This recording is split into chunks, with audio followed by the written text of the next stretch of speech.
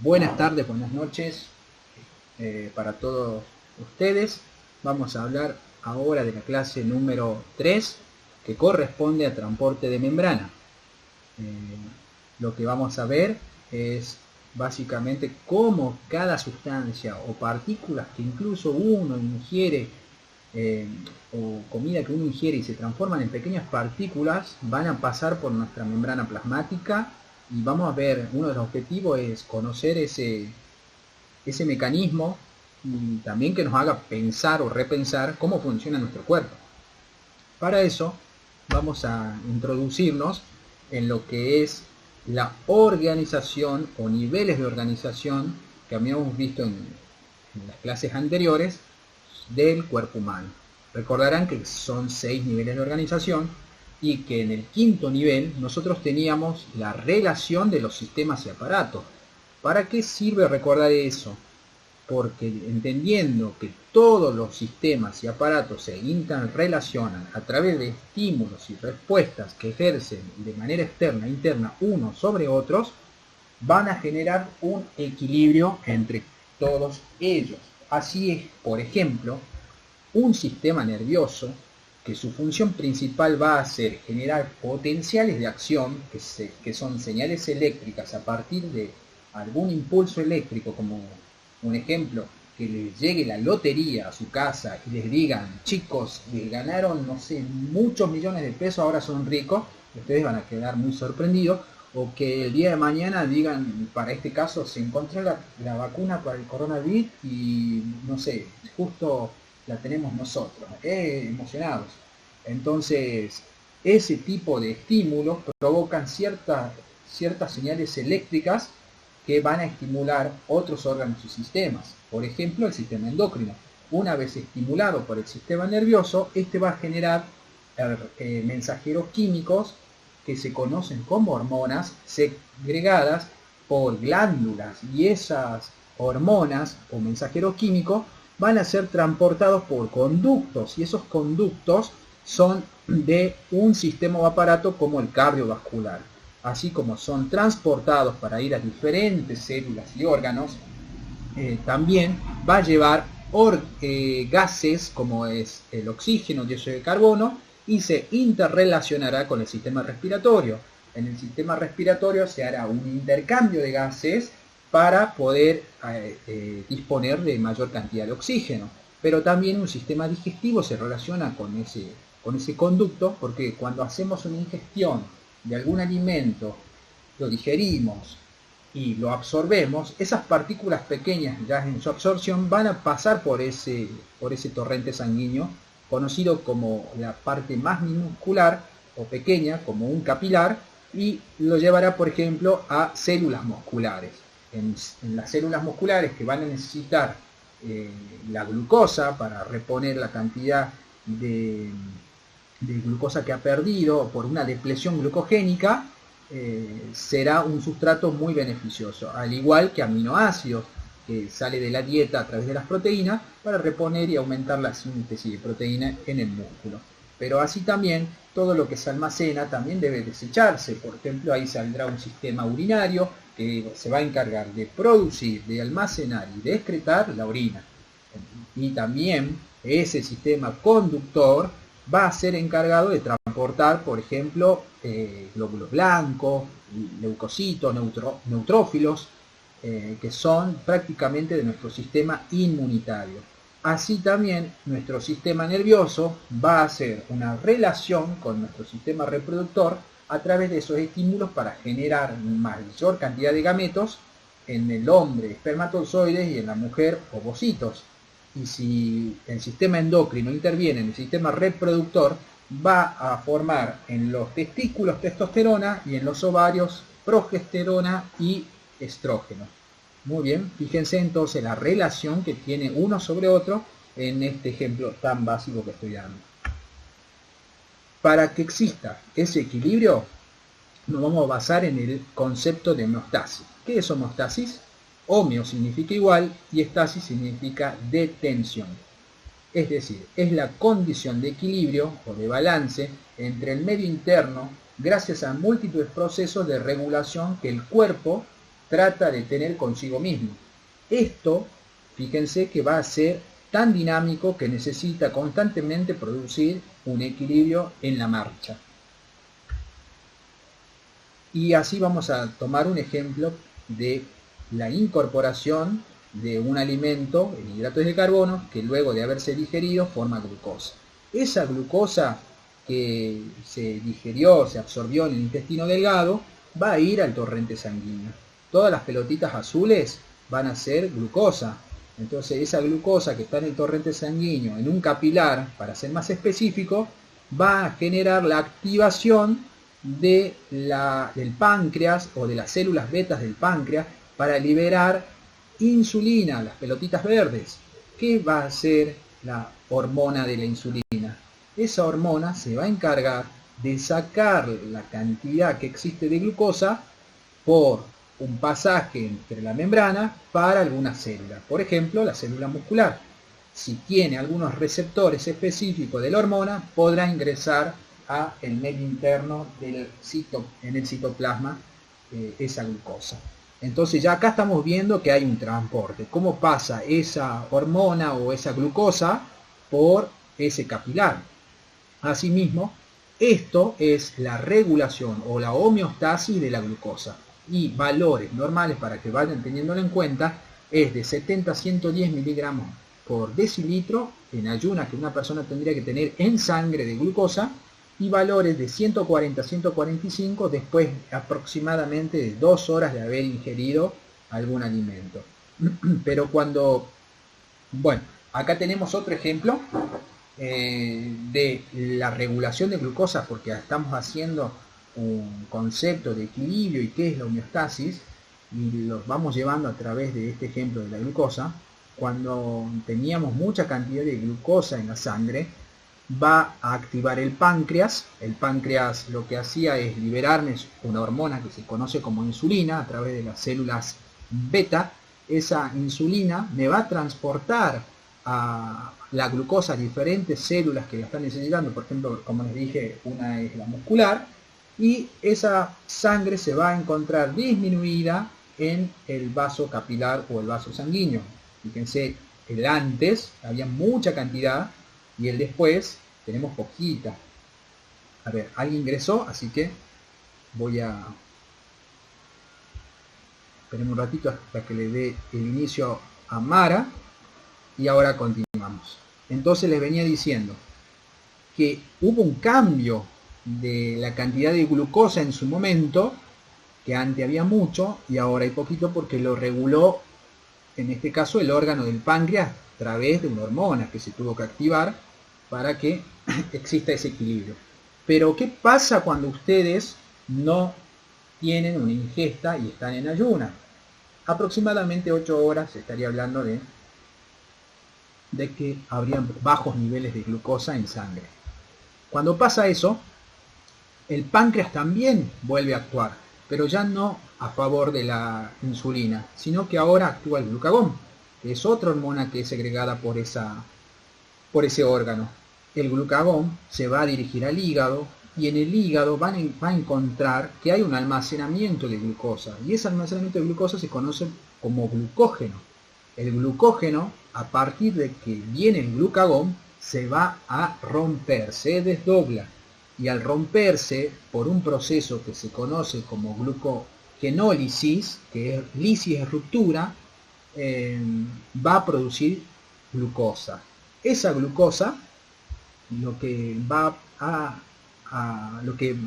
a hacer es trasladarse, disculpen ahí me trabé, va a trasladarse hacia el torrente sanguíneo. Entonces fíjense, acá los niveles de glucosa se mantienen normales, pero producto de que antes había poca y antes había mucha, pero fue regulada por algo. En este caso por un órgano que segregó dos tipos de hormona ante diferentes situaciones. Ahí tenemos otro ejemplo de homeostasis en relación a la glucosa en este caso. Bueno, este es otro ejemplo para seguir en el tema Altos niveles de glucosa en sangre activan el páncreas segrega insulina, la insulina lo que va a hacer es transportar la glucosa para almacenarla en el hígado o para depositarla en los tejidos. Esto va a hacer que se disminuyan los valores de glucosa en sangre. Pero cuando la glucosa en sangre es baja, también es estimulado el páncreas para segregar glucagón. El glucagón se va a dirigir al hígado y va a romper las moléculas de glucógeno a glucosa, y esa glucosa se va a dirigir al torrente sanguíneo para que haya niveles más altos de glucosa en sangre. Qué fantástico el cuerpo. Cuando no pasa eso y tenemos alguna sintomatología o patología inclusive, como la prediabetes llamando a relación a la glucosa, significa que su nivel de azúcar en la sangre es más alto de lo normal, pero no lo suficientemente alto como para ser clasificado como diabetes. Es decir, que pueden seguir transportándose la glucosa normalmente.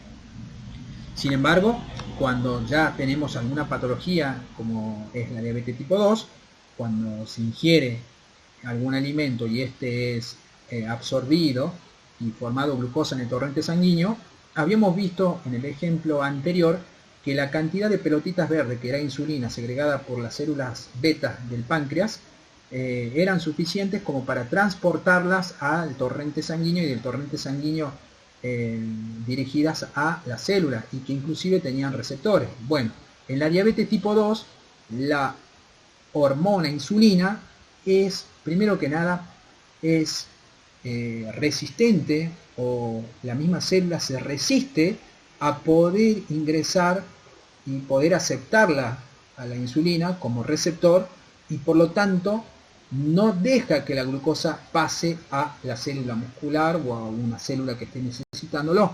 Por lo tanto se acumula mayor cantidad de glucosa y ahí habría una patología. Es la patología de la resistencia a la insulina, conocida como diabetes tipo 2. Acá, por querer mantener la homeostasis, no se puede regularla a partir de que hay una resistencia a esa hormona. Bueno, vamos a hablar de los niveles de glucosa tomando como ejemplo, así también lo vayan teniendo en cuenta y lo pongan en práctica en casa. Una persona normal que no presenta ninguna patología, antes de comer tendría que tener entre 70 a 110 miligramos de cilitro en sangre, y después de haber ingerido algún alimento, menos de 140 miligramos de cilitro. Después, y con diabetes, tendrían que tener 80 a 110 miligramos por decilitro, eso sería antes de comer, y después de 2 horas de comer, menos de 180 miligramos de decilitro. Fíjense los valores cómo cambian de una persona que no presenta ninguna patología a personas que ya la presentan. Bien, bueno, voy a darme un tiempo porque ingresó un compañero más y continuamos. Bueno, espero que vamos bien hasta acá. Entonces, todos estos ejemplos fueron dados a partir de entender cómo el cuerpo está siendo constantemente consigo mismo, regulándose ante los procesos que tiene. Y eso lo vamos a ir llamando homeostasis. Así, ahora vamos a comprender que el cuerpo en su proporción más grande está formada por líquidos, y esos líquidos o fluidos corresponden al 60% de tu peso corporal total. Ese 60% se conoce como agua corporal total. Si tenemos en cuenta una persona de 70 kilos, su 60% serán 42 litros. Ese 60% se divide en dos compartimientos que a partir de ahora presten mucha atención, así me entiendan. Esa agua corporal total se divide en dos líquidos. Uno va a ser el líquido intracelular, que ya ahora mismo paso a señalárselo, sería todo lo que está dentro de la célula. ¿Se acuerdan de lo que era el citoplasma, el citosol? Bueno, eso es el líquido intracelular, que ocupa 2/3 del agua corporal total. Y también tenemos el líquido extracelular. El líquido extracelular es todo aquel que está fuera del líquido intracelular. Por ejemplo, el líquido extracelular se divide también en dos compartimientos. Se divide en el líquido intersticial que es el líquido azul que están viendo ahora, todo lo que está bañando las células, la que lo recubre, la que lo envuelve, todo eso es el líquido intersticial. Y fuera de ese líquido intersticial tenemos el líquido intravascular, que sería el líquido de los vasos sanguíneos. Al líquido intravascular, junto con el líquido intersticial, se lo conoce como líquido extracelular. ¿Bien? Y hay una gran diferencia con el líquido intracelular, que significa intra de adentro, dentro de la célula. Así que con eso se podrían ayudar. Fíjense los valores, el líquido intersticial, que es el que recubre la célula, tiene un 80% y un 20% el líquido intravascular o de los vasos sanguíneos. Acá podemos ver esos ejemplos y cómo vemos también que cuando llegan algunas partículas de haberse producido por la digestión, como ejemplo, al líquido intersticial, que está entre medio de lo que es la célula y entre medio de lo que es un vaso sanguíneo, y acá lo vamos a llamar capilares porque son las unidades más pequeñas de los vasos sanguíneos. Esas concentraciones de iones y moléculas van a ser transportadas y dirigidas por este espacio. ¿Y qué pasaría acá? Que tienen que dirigirse tanto a la célula como hacia el vaso sanguíneo. Ahora vamos a dar esa definición. Las diferencias entre los compartimientos son mantenidas por la permeabilidad selectiva que tiene cada membrana. Para que no se sature de las partículas, iones y moléculas que está transportando ese líquido intersticial a alguno de los dos compartimientos, estas tienen, fíjense, acá estoy pasando sobre la membrana celular con el cursor, tienen una membrana que es selectiva, y también este vaso sanguíneo, que su pared capilar se conoce como endotelio, tiene una pared selectiva. Por lo tanto, esas paredes mantienen la homeostasis entre cada una de las concentraciones de iones y moléculas. Y para conceptuar qué son las concentraciones, vamos a algunos conceptos. Los conceptos para entender una concentración tenemos que basarnos en qué es un soluto y un solvente. El medio intracelular como extracelular, o sea lo de adentro y lo de afuera, contiene sustancias disueltas, las que se denominan solutos. El agua que se disuelve se denomina solvente. Al conjunto soluto-solvente se denomina disolución. Y veamos acá estas lindas caritas que son partículas, tanto de moléculas y iones, que están sobre una superficie líquida que habíamos conocido como líquido intracelular, tan limitadas por una membrana, líquido extracelular o intersticial, y tenemos otras partículas al frente. Bueno, estas partículas que están sobre o envueltas en el líquido intracelular van a tener un constante movimiento. Ese constante movimiento va a hacer que pasen de un lado donde hay menor concentración de estas partículas hacia una región donde haya una mayor concentración de estas partículas a un lado donde haya menor concentración de partículas. Y eso lo va a hacer por ese movimiento de ellas mismas que poseen. Ese movimiento o esa energía que tienen se conoce como energía cinética. ¿Hasta ahí vamos bien? Muy bien. Entonces, una vez que esas partículas vayan hacia el lugar donde hay menor cantidad de partículas, o podríamos ya ir diciendo menor concentración de partículas, estas van a difundirse y van a distribuirse a lo ancho y amplio de ese espacio para poder encontrar un equilibrio entre un lado y el otro. A ese cambio de partículas de un lado a otro por su propio movimiento a través de la energía cinética se conoce como difusión. Recuerden ese nombre. Y vamos a conceptuar entonces el cambio de concentración de una sustancia a lo largo del espacio se denomina gradiente de concentración. El cambio de sustancias de un lado al otro se denomina gradiente de concentración. Fíjense que este es a favor del gradiente, quiere decir que van a favor del que donde hay menos partículas, pero en contra del gradiente es cuando hay un cambio diferente. Las pequeñas partículas quieren traspasar la membrana a un lugar donde ya hay mucha concentración. Acá supongamos que es una fiesta y hay acceso libre. Y acá tenés que sí o sí tener un ingreso por un pago.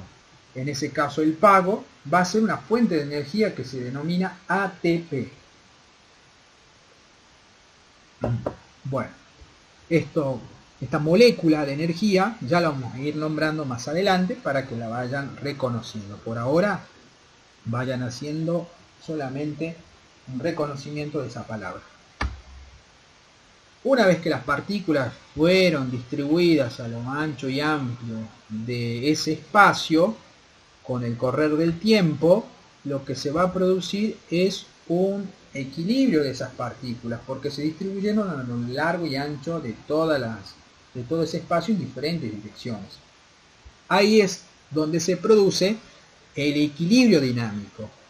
Se anula el gradiente porque ahora ya no van a dirigirse las partículas de un lugar donde hay mayor concentración a un lugar donde hay menor concentración, sino que ahora se encuentra movilizándose sobre ese mismo espacio.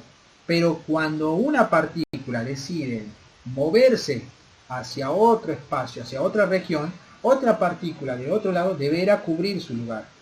Entonces lleva el nombre de equilibrio dinámico. Muy bien. Algunos conceptos extras que vamos a ir conociendo a través del transporte de la membrana plasmática es que este tipo de transporte nos permite mover sustancias o partículas. Ese sería el concepto más claro.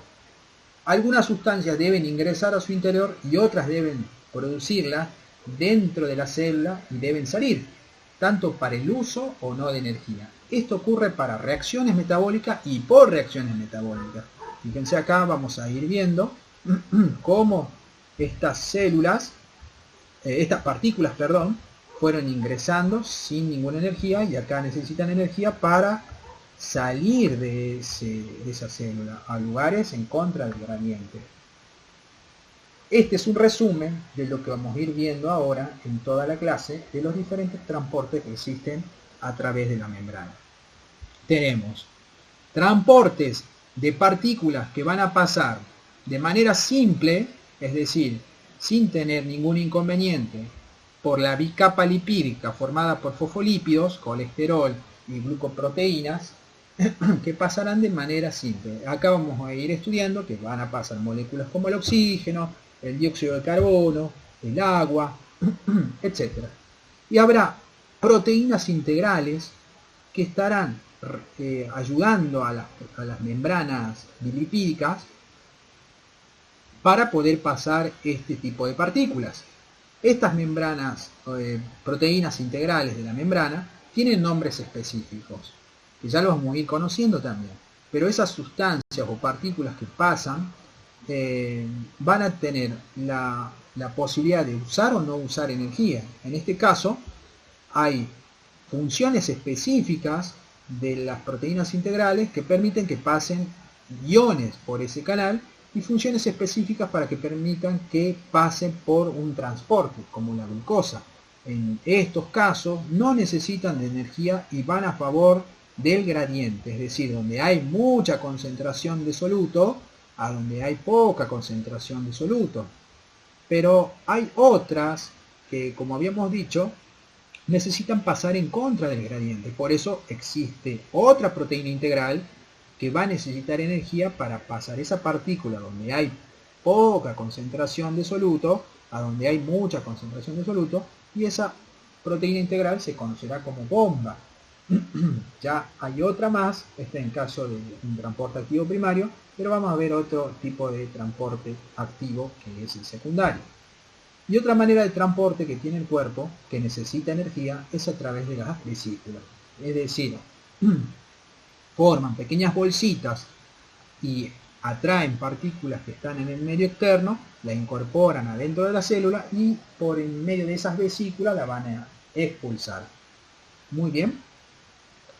Perfecto. Vamos a avanzar. Acá vemos una célula. Esa célula, fíjense que cubierta por su membrana bilipídica, tiene diferentes proteínas integrales.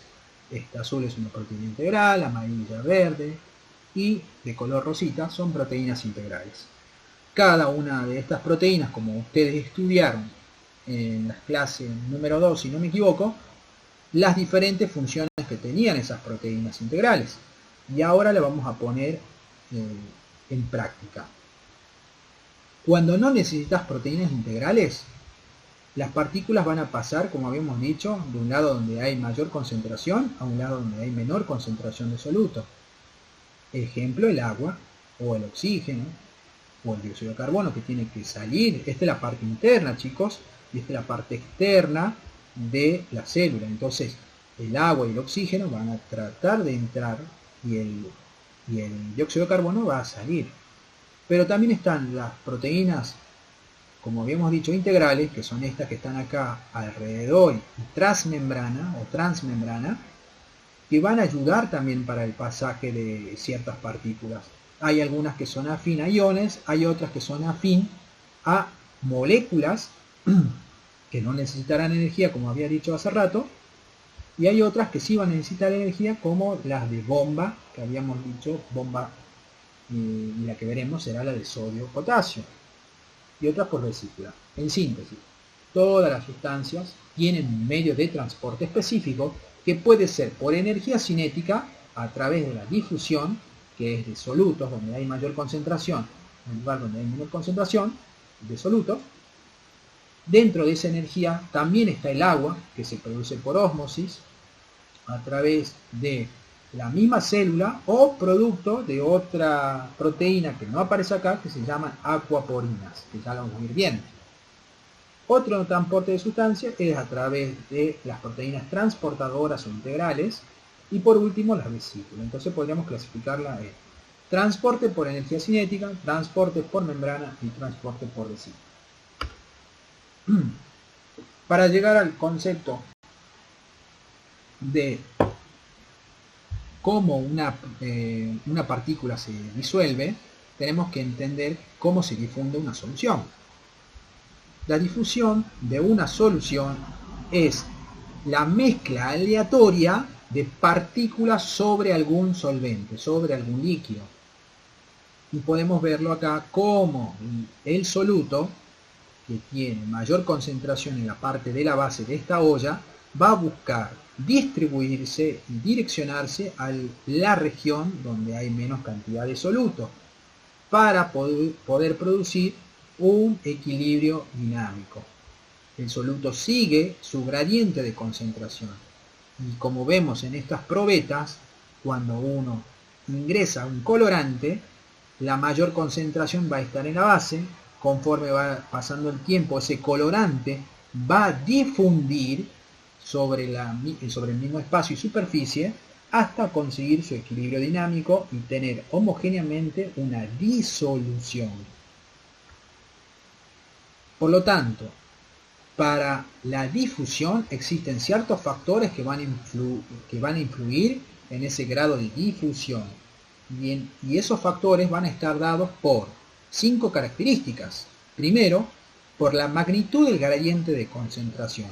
Cuando nos referimos a magnitud, va a estar relacionado a la mayor diferencia de la concentración entre un lado y que va a ser mayor la velocidad de difusión. Es decir, a mayor concentración de un lado, mayor va a ser la difusión hacia el otro lado. Este sería el claro ejemplo. Hay mucho acá y la difusión rápidamente va a pasar a cobrar el equilibrio. Por temperatura, a mayor temperatura, mayor difusión.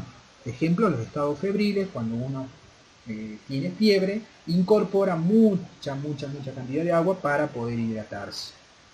La masa de sustancia que está difundiendo, a mayor a mayor masa en partículas, o que las partículas sean más grandes, más lenta va a ser la difusión. Y ese ejemplo lo puedo dar con estos de las membranas.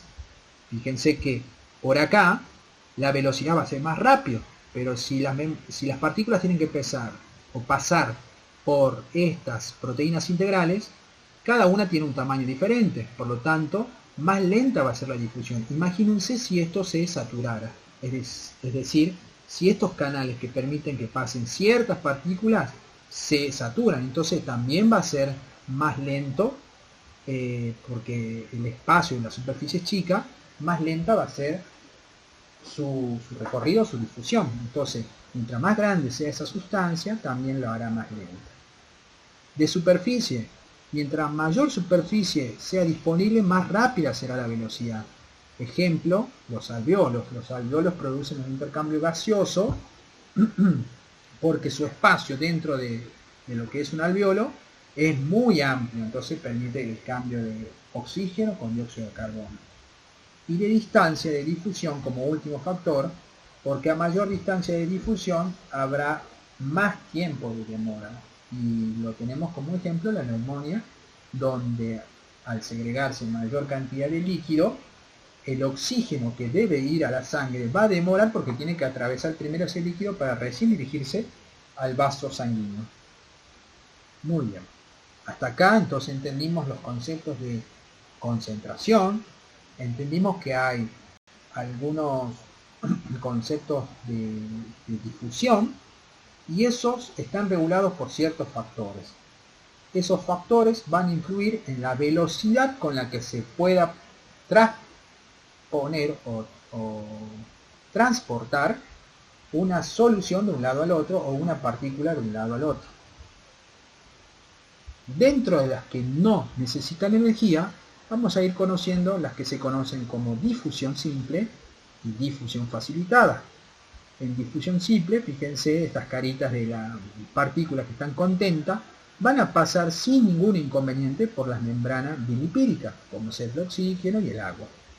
Y en la facilitada, fíjense que va a pasar por algún transporte específico, en este caso una proteína integral, conocida como canal o por una que es transportadora, ejemplo la glucosa. Vamos a entrar ahora en los ejemplos de difusión simple. La difusión simple, como habíamos dicho, permite el paso por gradientes de concentración, es decir, donde hay mayor concentración de solutos, a una región donde hay menos concentración de solutos. Y si se fijan ustedes, esta es una célula, esta es la membrana plasmática, esto es el citoplasma y la parte azul es el líquido extracelular o intersticial.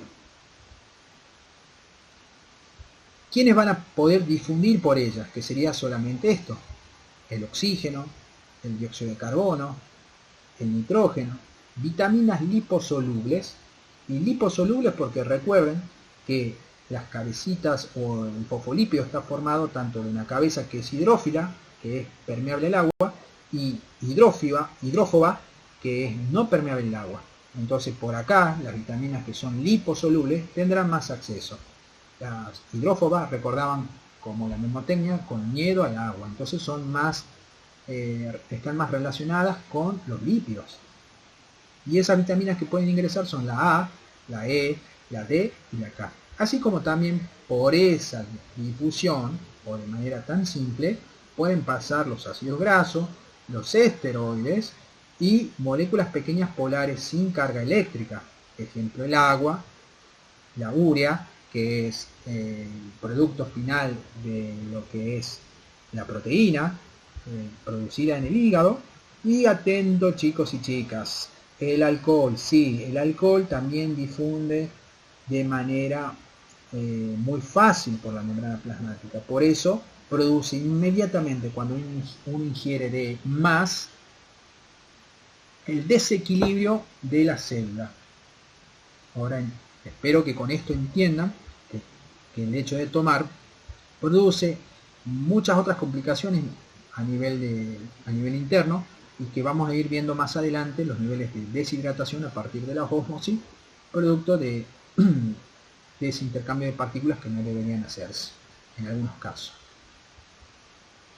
Bueno, vamos a ver acá cómo funciona entonces la difusión simple a partir del oxígeno. Vemos una partícula muy contenta que se va a pasar sin ningún inconveniente por el citoplasma. Así también podemos ver una partícula muy mala, enojada, está con su carita de demonio, que va a salir. Ese sería el dióxido de carbono. Entonces, como ejemplo para este tipo de partículas, la difusión simple es sin ningún inconveniente y sin gasto de energía. Luego vamos a tener la difusión o el transporte de difusión por un mecanismo facilitado. Cuando se dice facilitado es porque no va de la manera no va por la membrana plasmática, sino que tiene que atravesar por proteínas integrales. Esas proteínas que están entre medio de la membrana. Y vamos a tener de dos tipos de difusión facilitada. Primero, mediada por canales iónicos, que era una de las funciones de la proteína integral, y otra, que ya vamos a analizar, mediada por transportadores. Cuando hablamos de mediadas por canales iónicos, vamos a entender que estas van a permitir, por su propio canal, una cierta selección, porque fíjense que tiene una tipo compuerta que permite o no el paso de algunos iones. Es decir, que a veces está abierta, otras veces se cierra. ¿Y qué iones pasan por ese canal? Pasan el potasio, pasan el cloro, menor cantidad en este caso del sodio y del calcio. Bien, fíjense entonces cómo está vinculado uno sobre otro. Y el pasaje del cloro, del potasio, del sodio y del calcio en menor cantidad no se va a producir, como habíamos dicho, de la manera que habíamos visto en la difusión simple. No puede. Entonces tiene que hacerlo por una proteína integral. Fíjense cómo está el loquito que va a pasar directamente a esa membrana por el canal iónico de la proteína integral hacia el citoplasma. A esto lo vamos a llamar difusión facilitada mediada por canales. Y luego vamos a tener otro tipo de difusión facilitada, pero no mediada por canales, sino mediada por proteínas integrales transportadoras.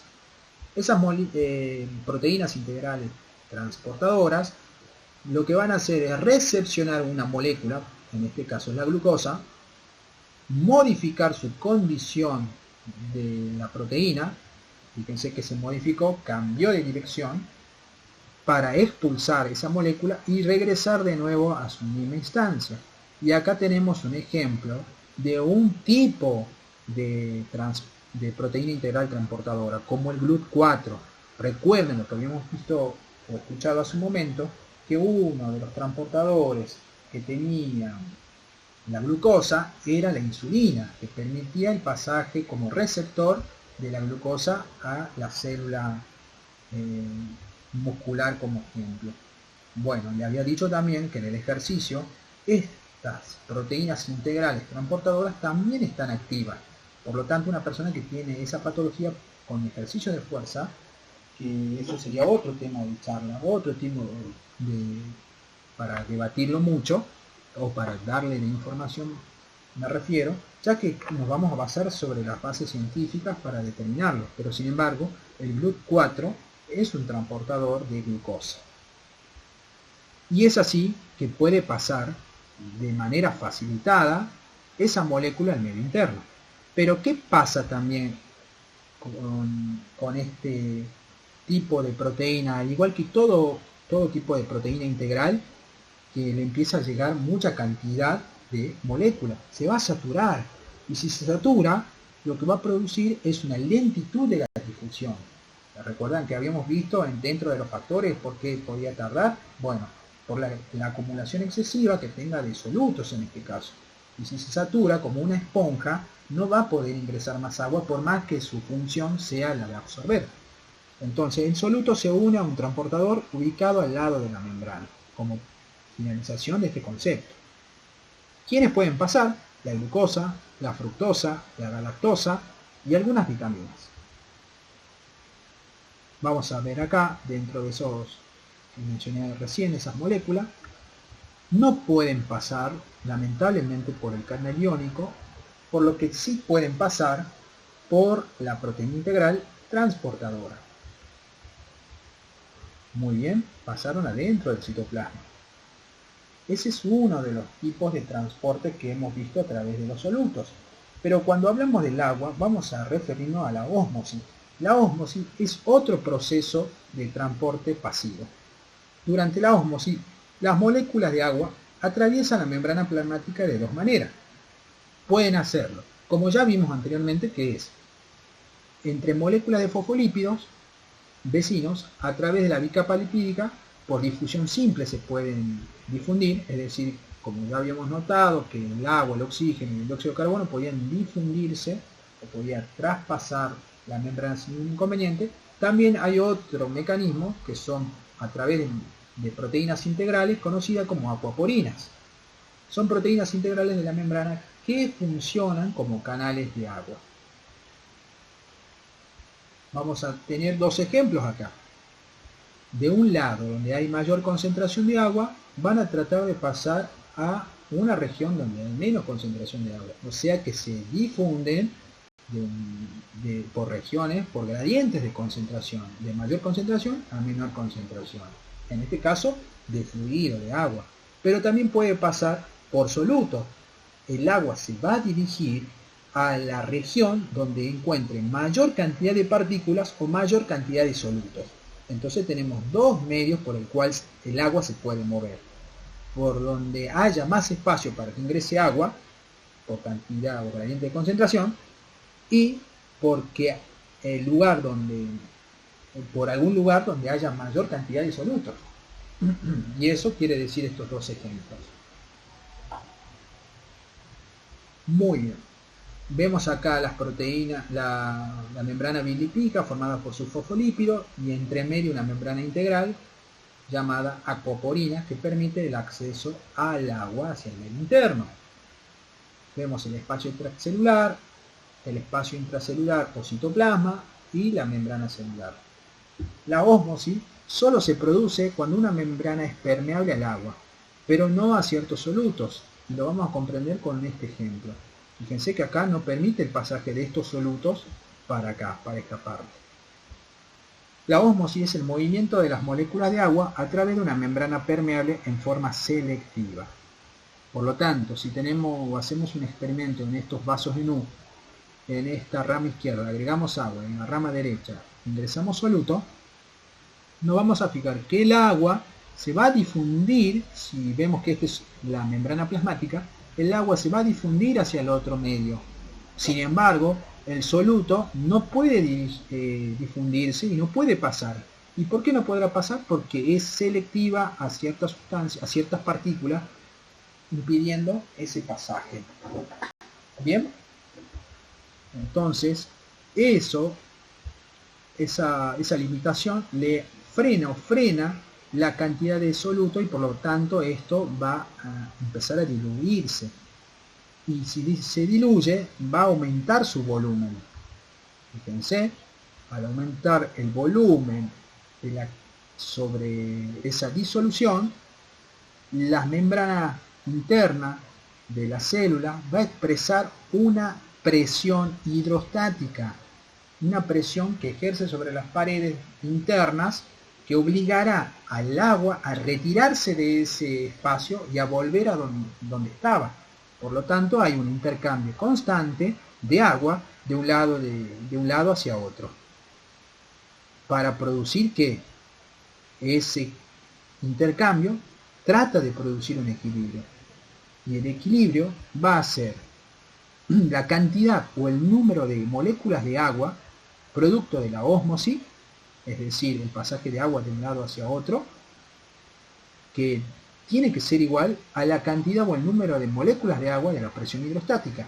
Por lo tanto, una molécula de agua que se fue para acá, otra molécula de agua se vendrá para allá. Y esto equilibrará, en cierta manera, esa presión hidrostática para que las mismas membranas internas de la célula no colisionen y no se saturen, porque va a aumentar el volumen de la célula.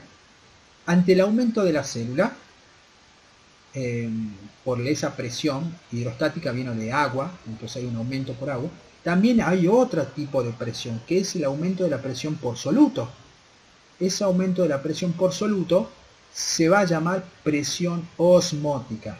Entonces, la presión osmótica de una solución, que va a estar dado por el solvente y el soluto, va a ser la limitación del agua.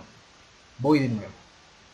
Una vez que se ha producido esa presión hidrostática, para que no se siga aumentando, imagínense que se vacíe esta parte izquierda de líquido, la misma célula se contrae. ¿Para qué? Para evitar que se expanda y explote en cierta manera, o haya mayor grado de desigualdad y no equilibrio de ese tipo de presiones. Por lo tanto, la misma célula lo que va a hacer es generar la limitación de agua, frena la ósmosis, y a ese freno por la cantidad de presión de soluto que existe, tratando de recuperar su posición inicial, se conoce como presión osmótica. Entonces, la presión osmótica es la presión necesaria de restauración de las condiciones iniciales. Y acá tenemos un concepto. La presión osmótica de una solución es proporcional a la concentración de partículas de soluto que no pueden atravesar la membrana. En este caso, no pueden pasarla.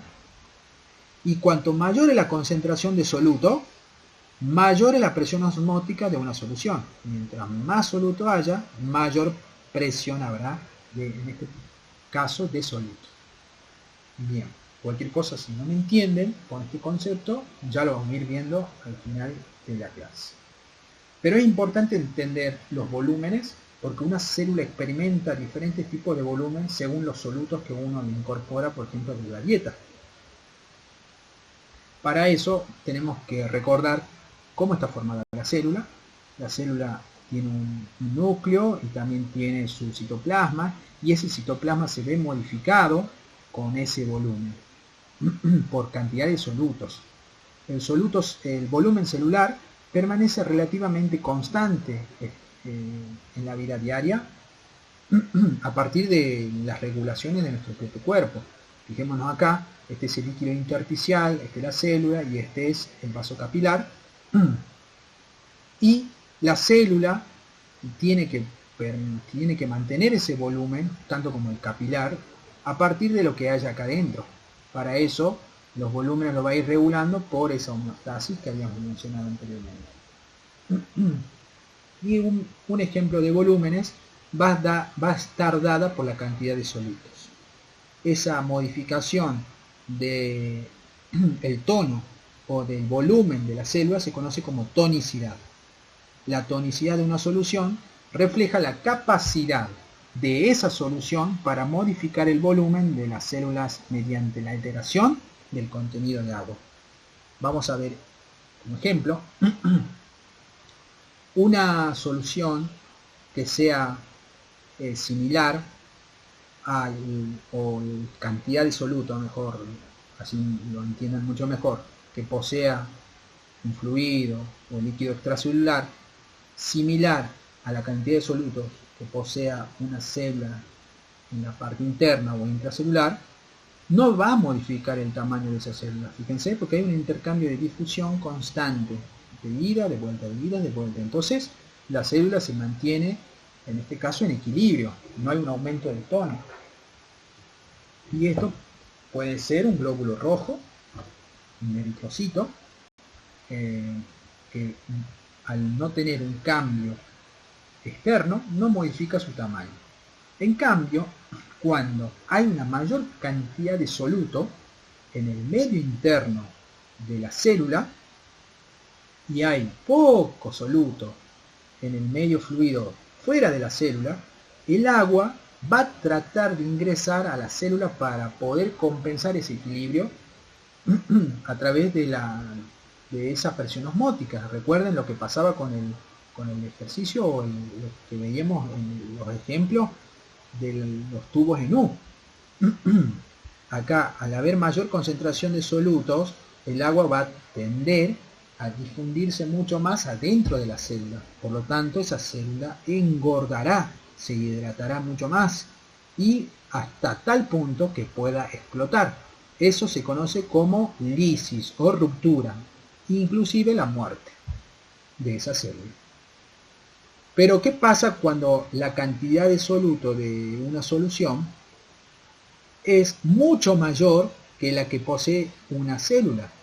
Si la célula tiene poca cantidad de soluto y por fuera, extracelularmente, hay mucha cantidad de soluto, lo que hará es sacar su propia agua y desplazarla hacia afuera para compensar los dos medios y equilibrarlos. Fíjense que en este caso se deshidrata y se contrae. Acá tenemos los ejemplos de tonicidad. Un equilibrio ISO viene de igual, la cantidad de agua junto con la cantidad de soluto son equilibradas, pasan la membrana sin ningún inconveniente. Y cuando hablamos de una hipertonía, la cantidad de solutos que hay afuera es demasiada junto con comparada a la cantidad de soluto que hay adentro. Por lo tanto, la célula saca su propia agua para compensar y diluir lo que está en el medio externo. Y cuando hablamos de una solución hipotónica, fíjense que el medio externo ahora tiene poquita cantidad de soluto, pero tiene más cantidad de soluto, que son los puntitos verdes, adentro. Por lo tanto, el agua va a tender a ingresar y acá era donde la célula engordaba. Fíjense entonces, tonicidad, podríamos ver ejemplos hipertónicos, cuando la célula se contraía y sacaba su propia agua para compensar los niveles de solución o de partículas de soluto que había afuera y se deshidrataba.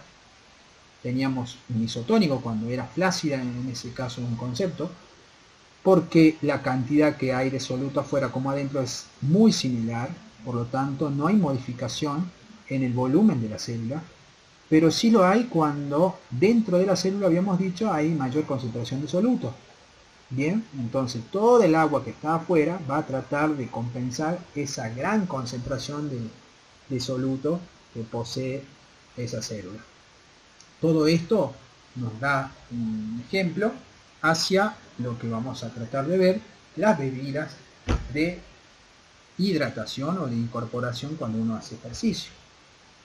Muy bien, voy a hacer una pequeña pausa. Quiero saber si me están acompañando, cómo venimos con la clase. Mándenme un chat, un mensajito. Solamente quiero saber eso. ¿Se va entendiendo?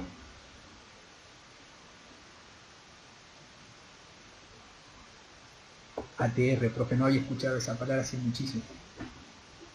Bien, Blanqui, no me abandonaron. Perfecto. Muy bien, muy bien. Bueno, vamos a continuar entonces. Decíamos que esos conceptos de ósmosis nos va a servir a nosotros como futuros profesionales para entender cuando demos recomendaciones de bebidas ante tiempos calurosos o incluso para nosotros también autogestionarnos en qué tipo de bebidas tendríamos que ingerir o tomar constantemente, ya que mi célula tiene una X cantidad de solutos que si yo le doy un poco más me va a producir un efecto y que si yo le doy un poco menos comparado al soluto que tengo internamente en mi célula me va a producir otro cambio. Así que esto es muy llevado hoy por la nutrición deportiva. Yo me he basado en trabajos de grandes referentes de la nutrición, como Kenbrook, que es uno interesante, que ya lo vamos viendo, y en base a esos estudios me estoy basando para explicarles este tipo de trabajo. Bueno, esta es una revisión que hizo Aitor Birbay Morales. Hay un grupo que tiene el GRUT 4 de ciencia, se los recomiendo para que lo vayan a ver y cualquier cosa después me consulten. Él propone, a través de las revisiones que hizo, que existen, y así como habíamos dicho, diferentes maneras prácticas de poder preparar nuestras propias bebidas. Siempre teniendo en cuenta que hay una especial para antes de entrenar, durante el entrenamiento y después del entrenamiento. En esas características van a estar relacionadas la osmolaridad de cada solución. ¿Qué sería la osmolaridad? La cantidad de soluto que posee una bebida. La cantidad de soluto que tenga en este caso un líquido o un fluido. Y vamos a poder tomar en cuenta, a partir de los conceptos de ósmosis, cuál sería para cada caso. Para antes de entrenar, dicen que es una bebida hipotónica. ¿Recuerdan qué era hipotónico? Que traten de pensarlo.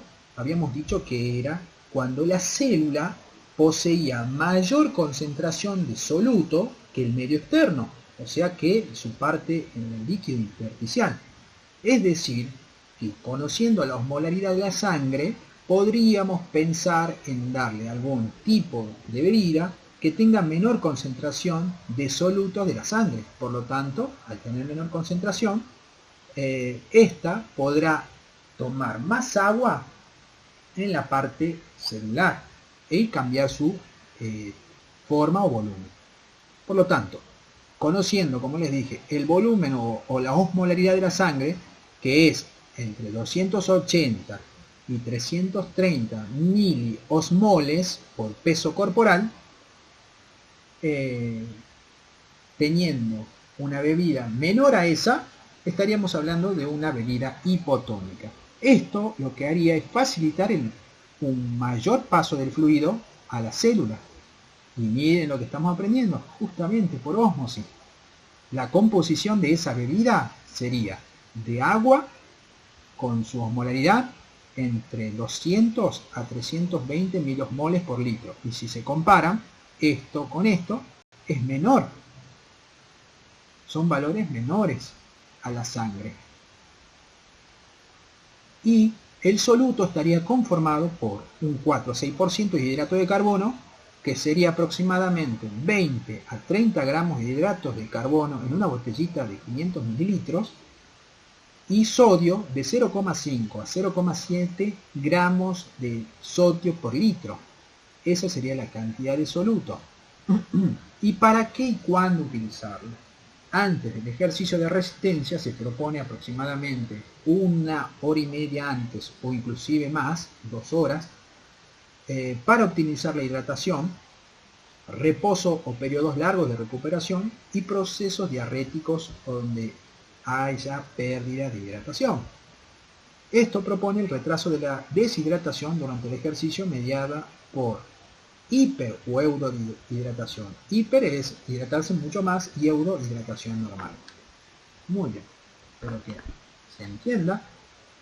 Y vamos a ver ahora qué tipo de hidratación o tipo de bebida deberíamos tener durante la actividad o cuando haya mucho calor.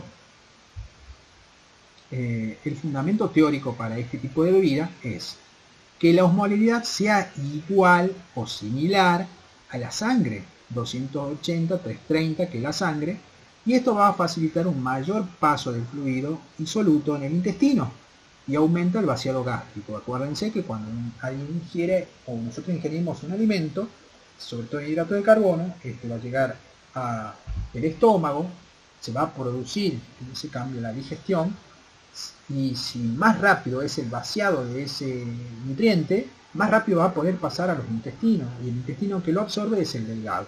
Bien, para que lo tengan en cuenta, si más rápido pasa, entonces más rápido nos servirá ese nutriente.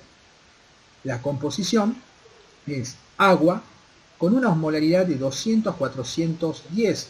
Se asemeja y hasta inclusive es un poquito más grande que el valor de la sangre, pero tendríamos que estar en esos rangos para tener una osmolaridad muy parecida a la que tiene la propia célula.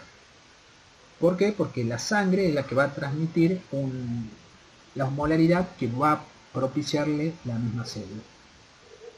Los valores en cuanto al soluto 6,9% de hidrato de carbono, que equivaldría 30 a 45 gramos de hidrato de carbono en una botellita de 500 mililitros, con un ratio de 2,1 o 1,8 de glucosa fructosa. Y ahora explico qué son los ratios. El ratio sería la relación. 2,1 significa, si tomamos de ejemplo 30 a 45 y tomamos 30, 2,1 sería 20 de glucosa, 10 de fructosa. Por lo tanto, la sumatoria hacen 30. Entre esos dos tipos de hidratos de carbono, formaría los 30 gramos de glucosa en 500 mililitros de hidrato de carbono. Y de sodio va de 0,5 a 0,7 gramos de sodio, y si lo requiere aumentar la dosis, de 0,7 a 1,2 gramos de sodio cada, o que sea el entrenamiento mayor a 2 horas. ¿Para cuándo y por qué? Durante el ejercicio de resistencia, para optimizar la hidratación y la reposición de azúcares y electrolitos durante el ejercicio físico, mejorar el rendimiento deportivo y el retraso de posibles afecciones clínicas en los deportistas. Bien, ese sería en el durante. Y cuando finalizamos en el después, el fundamento teórico sería una bebida con una osmolaridad que sea mayor a la sangre. ¿Por qué? Volvemos a explicarlo. Si hay mayor soluto en la sangre, ¿qué va a querer hacer la célula? Va a querer soltar su agua y pasársela a la sangre o al líquido intersticial para que haya mayor cantidad de agua. ¿Y por qué sería importante eso? Porque este líquido intersticial lo que va a hacer es pasar a diferentes tejidos, sobre todo al muscular, y obviamente acá no solamente pondremos esa cantidad de soluto en hidrato de carbono, como venimos haciendo, sino que además la exageraríamos y produciríamos o pondríamos más cantidad de hidrato de carbono o inclusive proteínas, que es lo que vamos a analizar ahora, porque necesita su recuperación, no solo hidratarse. Acá ya no hablamos de hidratación, sino que hablamos de una recuperación a partir de la glucosa que ha perdido. Entonces, fíjense que tiene que tener una osmolaridad mayor a la sangre, que facilita un mayor paso de los solutos en los intestinos, pero que genera una pérdida de fluido intracelular, como venimos diciendo. La célula saca su propio líquido hacia afuera. La composición, agua más una osmolaridad mayor a 410 milimoles por litro, y en solutos 9 a 12% de hidrato de carbono, entre 45 a 60 gramos de hidrato de carbono en una botellita de 500 mililitros, con un ratio 1,2 de glucosa, fructosa, entre otros. Acá hacemos el mismo ejemplo, un ratio 2,1, por ejemplo 40 de glucosa, 20 de fructosa, para hacer 60 gramos de hidrato de carbono. Y sodio, 1 a 1,5 gramos de sodio, o en el caso de que se necesite mayor reposición de electrolitos, 2 gramos de cloruro de sodio o la sal común. ¿Para cuándo y por qué? Después del ejercicio de resistencia, para optimizar la reposición energética y electrolítica, y energética nos referimos a glucógeno o glucosa, y tras el esfuerzo físico. No hidrata, chicos, eso tenganlo en cuenta, no hidrata. Mejora la recuperación de glucógeno, minerales y la síntesis de proteína en caso de incluirle alguna whey protein o alguna proteína por suplemento. Otro suplemento que ha tornado de mucha importancia, sobre todo iba a ser muy importante para Tokio 2020, investigado por Burke, nutricionista, junto con Asker Heukenbrook, que les mencionaba hace un momento, tomando de un suplemento que tiene la característica que puede retener líquido y mantenerlo así hidratado. Ya es, inclusive por la WADA, que es la organización antidoping del mundo, ya es aceptada. Ellos proponían este tipo de suplemento para las personas que hacen trabajo de resistencia o están sometidas mucho tiempo bajo el sol o al calor, mejor dicho, que es el suplemento de glicerol. Es un agente osmótico que ayuda a la retención de fluidos en el cuerpo. Antes estaba prohibido, como digo, por la WADA, y se había permitido el uso con la vista puesta en los Juegos Tokio 2020. y las condiciones extremas del calor y una elevada humedad que se prevén. ¿Para qué está dado? Para hiperhidratar y o rehidratar, la retención de líquidos y deshidratación y mayor rendimiento en ambientes calurosos. ¿Cómo tomarlo? La propuesta, que si bien hay falta de estudios, acá casualmente dice, y hay todavía mucho por unificar, es 1 gramo por kilogramo de glicerol más 25 mililitros de líquido de peso corporal, de kilogramos por peso corporal, 2 horas previas al ejercicio en un líquido de 600 mililitros. Bueno, eso es algo nuevo, fíjense que el estudio del 2018 es muy reciente, así que seguramente lo vamos a ir viendo más adelante. Más allá que ya hay trabajo de investigación con respecto a esto, pero es interesante poder verlo por estos profesionales como Burke y Heukenbruck. Bueno, vamos a continuar. Hasta acá todo lo que vimos fue transporte pasivo, es decir, que no se necesita gasto energético. Ahora lo que vamos a ver es transporte activo, donde sí necesitas el famoso ATP, que toda la vida, escuchen, ¿no? Toda la vida la van a ver, lo van a escuchar y ustedes tienen que saber qué es y explicarlo, porque es la fuente de energía clave para que todo proceso metabólico funcione. Primero conozcamos la estructura y con el correr del tiempo y de los años también le van a dar mucho sentido, porque al comienzo cuesta, porque es algo muy abstracto.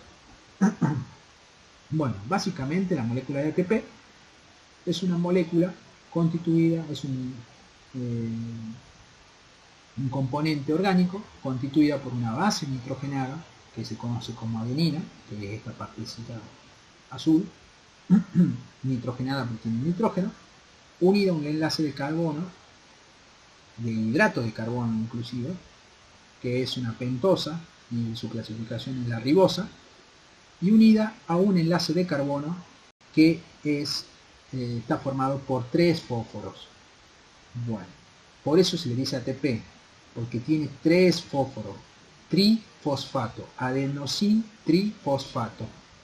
No se nombra a la ribosa o a la pentosa, pero sí se nombra la adenina como todo un complejo.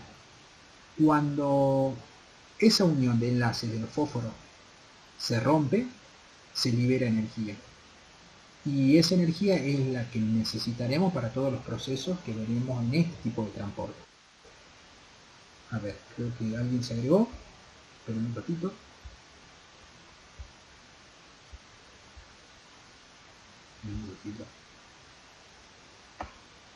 ¿No se escucha? Hola.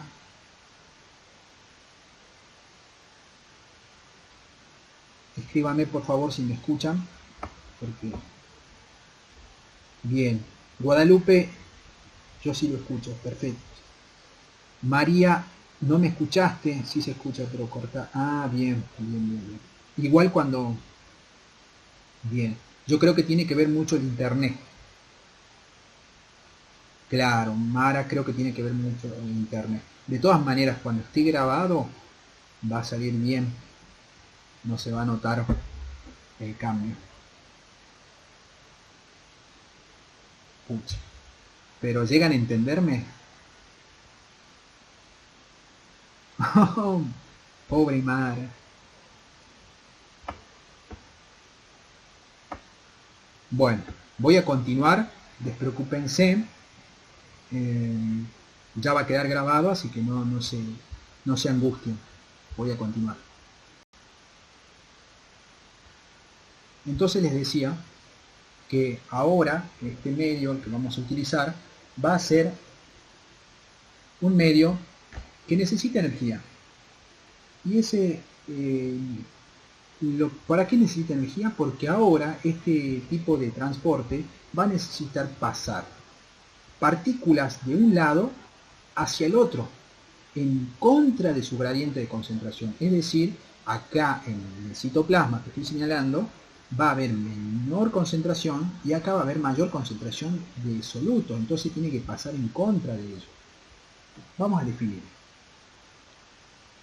Solutos polares o con carga eléctrica que deben ingresar o salir de la célula del organismo no pueden cruzar la membrana plasmática a través de los mecanismos de transporte pasivo, ya que necesitan moverse cuesta arriba. Es necesario, o su transporte va a ser en contra de su gradiente de concentración. Y acá tenemos un transporte activo donde se conoce como el transporte de la bomba sodio-potasio. O sea que algún día cuando se les pregunte en el parcial o en la evaluación y tengan que nombrar un tipo de transporte activo primario, porque es primario, van a mencionarme este, que es la bomba sodio-potasio. ¿Y en qué consiste? La membrana integral, o la proteína integral, perdón, acepta 3 sodio del medio interno. Casualmente tiene la forma para aceptarlo. Y esto, una vez que lo acepta, la enzima ATPasa de sodio y potasio, o ATPasa, lo que va a hacer es desfosforilar o hidrolizar el ATP, que quiere decir romper la molécula. Vieron que acá les mencionaba que tenía un enlace de 3 fósforos y que cuando rompía un enlace se liberaba energía. Bueno, cuando rompo ese enlace, en vez de ser 3 fósforos van a ser 2 fósforos. Por eso queda en ADP. De ATP pasó a ADP. Y ese fósforo se unió a la proteína integral, conocida como bomba. Fíjense, este ADP se va a ir luego al citoplasma y va a buscar otro fósforo que esté dando vueltas para formar una nueva molécula de ATP. Ese sodio, a través de ese proceso de ATP que le dio energía, pudo liberar hacia el medio externo sus partículas. Mientras tanto, le permitió a la proteína integral de bomba que el potasio puede ingresar y ubicarse en la nueva configuración que tuvo esa proteína. Fíjense que cuando pasa esto, recién ese fósforo suelta, en este caso la proteína, y va a buscar un ADP que no es el mismo, puede ser otro, para formar de nuevo una molécula de ATP. Esto lo que va a producir es que se liberen los potasios al medio interno con ayuda del mismo proceso que hizo que el sodio saliera hacia afuera. Y vamos a verlo acá cómo funciona de manera más gráfica. Fíjense que en este tipo de transporte, ahí nos está haciendo una carita de burla este sodio, puede ser sodio, potasio, hidrógeno, calcio, yodo, cloro y algunos aminoácidos y monosacáridos que pasen por este tipo de bomba. Acuérdense que este tipo de transporte primario, activo primario, se conoce como bomba, o la proteína integral actúa como bomba. ¿Por qué como bomba? Porque es en contra del gradiente y necesita de energía. Bien, el sodio se une a esas uniones de la proteína integral, viene el ATP a través de la enzima ATPasa, se hidroliza o se rompe, y una vez que se rompió quedó en ADP y fósforo inorgánico o fósforo directamente, para que el sodio pueda ingresar al medio interno. Acá ya está, al medio externo, perdón. Fíjense que el sodio ya fue expulsado. Por haber sido expulsado, ahora tiene la configuración para el potasio. Ese potasio se incorpora, cambia de nuevo su configuración y permite que ingrese al medio interno o al citoplasma. Entonces la proteína integral de bomba funciona para sacar sodio e ingresar potasio. Nuevamente se va a unir de nuevo a la unión de la proteína en la parte de sodio. Entonces, las diferencias en las concentraciones de sodio y potasio entre el citosol y el líquido extracelular son cruciales para mantener el volumen celular normal y para permitir que muchas células generen señales eléctricas, como por ejemplo el potencial de acción.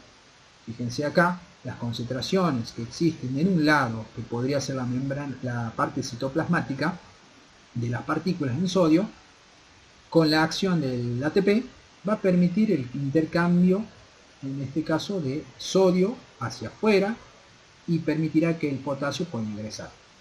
Esas diferencias mantienen el equilibrio. Y recordemos también que la tonicidad de una solución es proporcional a la concentración de partículas, es decir, a la cantidad de esto. Y si hay más cantidad de un lado, aumentará el tono. Disueltas que no pueden atravesar la membrana plasmática. Bien, transporte por medio de proteínas transportadoras del transporte activo, que es lo que vamos a ver como continuación. Existen dos fuentes de energía celular que se pueden utilizar como combustible para el transporte activo. Una es la que sabemos que fue por la hidrólisis del ATP a través de la fuente de energía, de la pilita y lo que vieron ustedes, o de los monitos. Y la dos es la energía almacenada de los ingredientes de concentración iónico. Quiere decir que a través de la ayuda del ATP generó cierta energía que propició o va a proporcionar gradientes de concentración, es decir, donde hay mayor concentración de soluto para que pueda pasar otra partícula. A eso se lo conoce como transporte activo secundario. Tranquilos que ahora les voy a explicar. Entonces, vieron hace rato que el ATP se juntó a una proteína integral. Esa proteína integral lo que hizo fue funcionar como una bomba y quedó abierta, en cierta manera. Bueno, ese tipo de acción provocó que exista una ayuda, un favor, fíjense, a favor del gradiente de concentración, es decir, que obligó a que los sodios puedan ingresar adentro. ¿Y cómo van a ingresar? Van a ingresar a través de otras proteínas. La ayuda del ATP hace que puedan ingresar a través de esos gradientes de concentración. Es decir, al haber expulsado 3, obligó a que haya más solutos afuera y entonces ahora tienen que ingresar. Eso es tan simple. Entonces los mecanismos de transporte activo secundario utilizan energía almacenada de los gradientes de concentración de los iones, en este caso del sodio. Como las bombas que constituyen los mecanismos de transporte activo primario hidrolizan el ATP o rompen el ATP y mantienen los gradientes, los mecanismos de transporte activo secundario consumen el ATP en forma indirecta. Es decir, una vez que se abrió el canalcito y hay mayor cantidad de soluto, el sodio va a intentar ingresar de nuevo.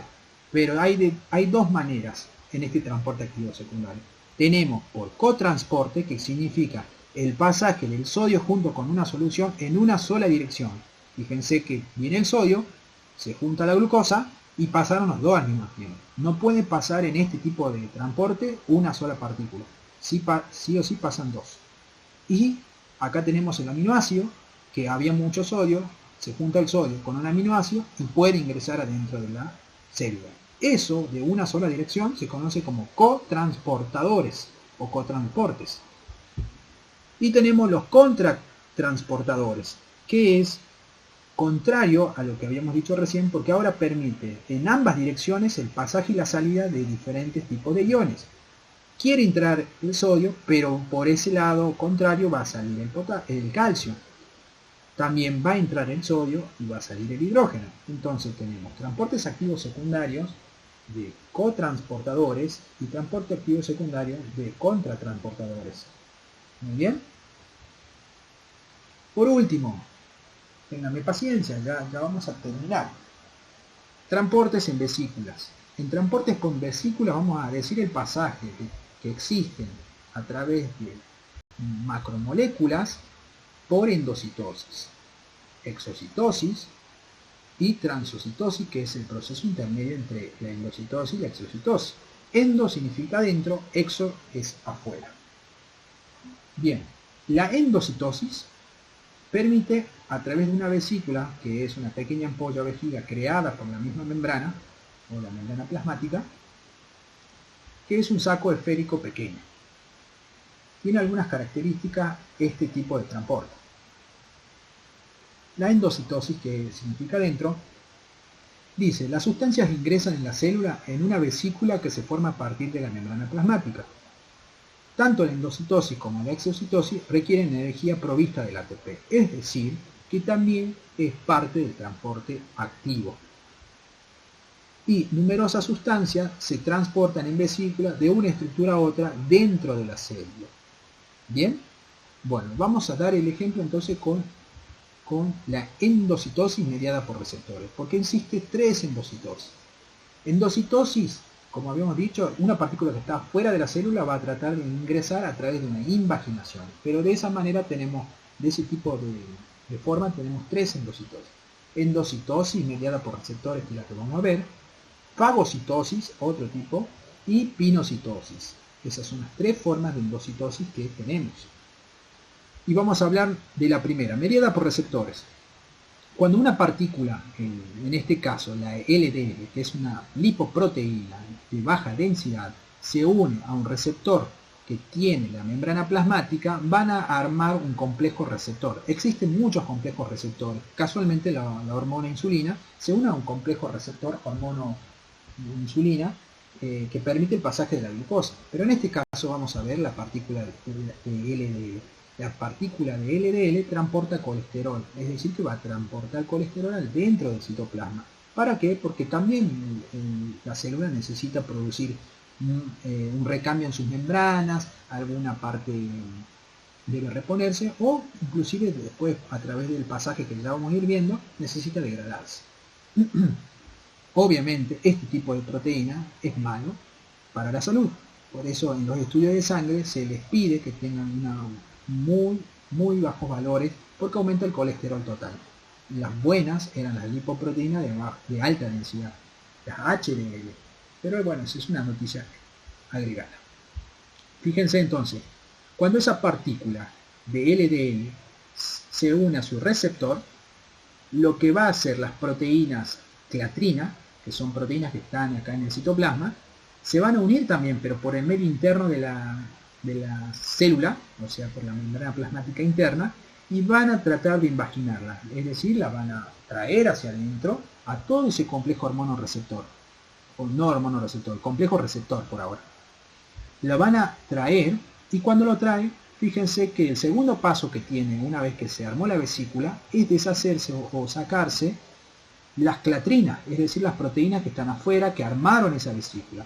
Esas proteínas van a ir nuevamente a la membrana interna para poder armar otra vesícula y poder traer otra partícula a partir de la unión de complejo receptor.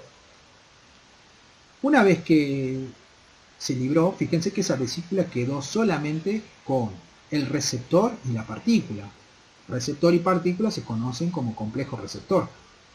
Ese complejo receptor en una partícula se va a unir a un endosoma para sacarse ese receptor y quedar solamente la partícula, o quedarse solamente con la partícula. Por lo tanto, va a producirse otra vesícula que va a liberar los receptores para llevarlo afuera de la membrana, fíjense, y que terminen siendo de ayuda para juntarse con una partícula y volver a producirse el ingreso al medio interno. Pero ¿qué pasó con esas partículas dentro del endosoma? El endosoma, que no le dije, o no dije, es un compartimiento de vesículas que poseen, en este caso, receptores, que se encarga de liberarlos al medio interno.